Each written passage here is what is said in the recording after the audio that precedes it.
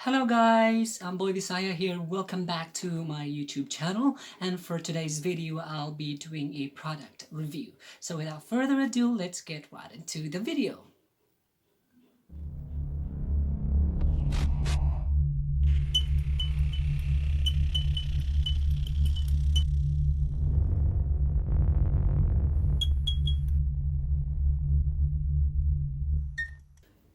So magtatagalog lang ako kasi yung English ko pang intro lang. So yesterday, habang nag-LS ako, dumating yung product na binili ko online. Hindi ko siya in-expect na darating kasi wala namang kasing pasabi yung delivery na i-deliver na. So yung ginawa is habang nakaupo ako dito, biglang may tumawag sa baba. So hindi ko expected yung delivery, and then ano nangyari, kulang yung pera ko. So, nagtagal pa na naghahanap ako ng pera. Buti na nakita ko yung pera ng tatay. Ganun ako. Nagsabi na ako pag-uwi niya na kumuha ako ng pera, naghiram ako kasi kulang nga yung pinambayad ko. So, itong product nito, nabili ko siya kasi it is especially made para sa mga taong may problema sa skin problem, katulad ko na may perfect skin, wala man ang blemish kahit isa, diba? It is specially made para sa mga problema sa skin katulad ng blackheads and whiteheads. So marami kasi akong whiteheads at saka nakakairita, lagi akong ginaganon para ako yung whiteheads. So bumili ako nito. So ang product na ito ay natawag na multi-functional cleaning instrument. It is made para pangtanggal daw ng whiteheads and blackheads. So titingnan natin ngayon kung effective ba siya o hindi. Okay. So bubuksan ko na siya. Ito.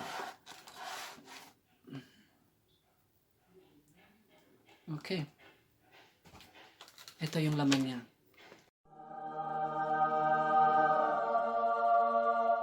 Ito.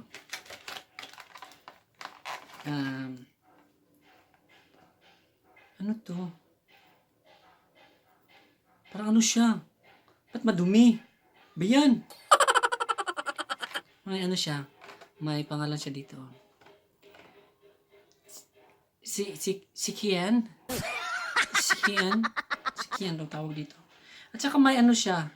May tawag dito, 4 or 5 klase ng pangtanggal ng ng blackheads at saka whiteheads. I'm not sure kung anong tawag dito, nozzle ba? Correct me if I'm wrong. At saka meron din siyang, I'm not sure what is this. I'm not sure kung wala siyang unfortunately wala siyang natin. May instruction ba siya? Wala ako nakitang instruction. Kasi wala kasing manual nilagay sa loob eh. Ito lang. Ito, pag open ko, ito na siya. Hindi ba?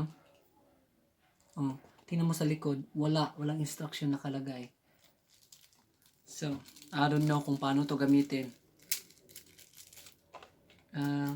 Tsaka may isa siyang cord na hindi ko alam kung bakit wala siyang parang wala yung dito yung sinasaksak sa plug.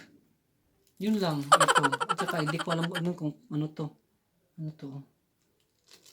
So okay, balik lang ako guys. Isasakla ko ko lang if may maandar ba siya. A few moments later. So ito na, na-charge ko na siya ng mga ilang minuto. So mga din yun, mga 30 minutes din yung charge ko. So akala ko sira siya. Kasi tinry ko siyang press, lightly press. Long press siya pero lightly lang ba, hindi ko siya liniin talaga. Hindi siya nag-on, so akala ko sira. So, nag-check ako ng instruction kasi wala kasi instruction nakalagay dito sa box, walang manual. Nag-check ako sa Google. So, i-press nyo lang siya lightly. So, akala ko ngayon na yun, pag-press ko, hindi pa rin siya nag-on. So, akala ko sira. So, tinry ko siyang lakasan, parang ilong press ko, tapos diniinan ko, yun, nag-on siya. So, makikita nyo, there's indication, may tatlong, button. Indication siya ng level ng or gaano kalakas or yung suction ng ng vacuum or gaano kalakas yung vacuum niya. May level 2 and level 3.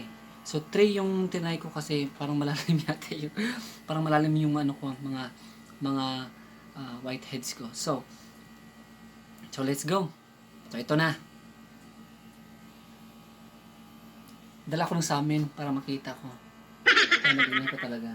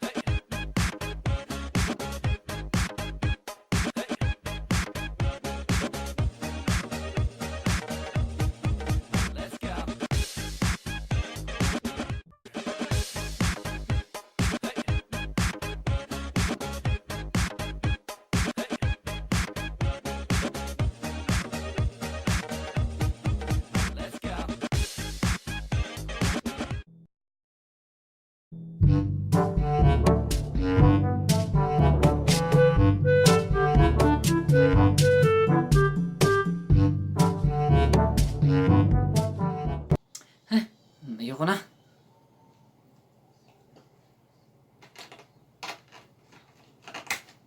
Okay.